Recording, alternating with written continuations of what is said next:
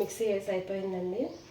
చివరిగా పోపు పెట్టేసుకొని ఒకసారి ఈరోజు పెడదామనిపించింది నాకు పోపు.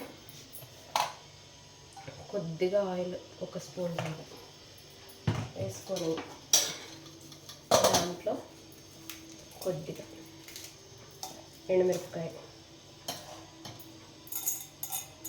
సాయిపప్పు, జీలకర్ర, కొంచెం ఆవాలు కొద్దిగా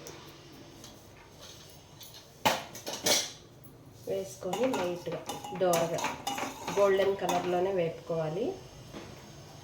అవి మాడినాయి అంటే రుచి మారిపోద్ది.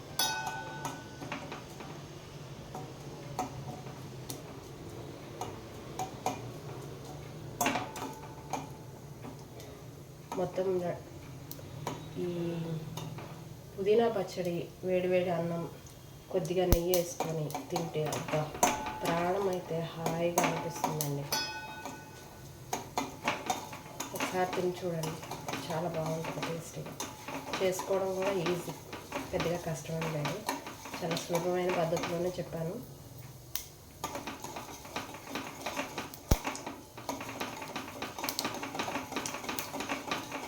కలర్ మారుతున్నాయి, నేను స్టవ్ ఆపేస్తున్నాను. ఆ వేడికి ఇంకొంచెం చేంజ్ అవుతాయి అన్నమాట.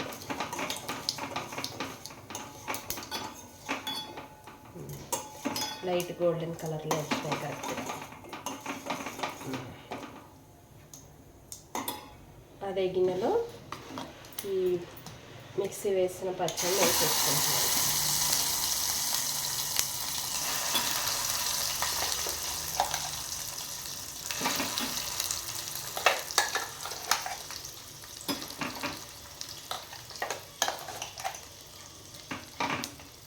అంతేనండి, చాలా రుచిగా ఉండే పుదీనా పచ్చడి రెడీ అయిపోయింది. మీరు కూడా ఒకసారి ట్రై చేసి టేస్ట్ ఎలా వచ్చిందో కామెంట్ చేయండి. మీ ఫ్రెండ్స్కి ఎవరికన్నా షేర్ చేద్దామనిపిస్తే చేయండి, వాళ్ళు కూడా చేసుకొని టేస్టీగా తింటారు. ఓకే అండి, బాయ్.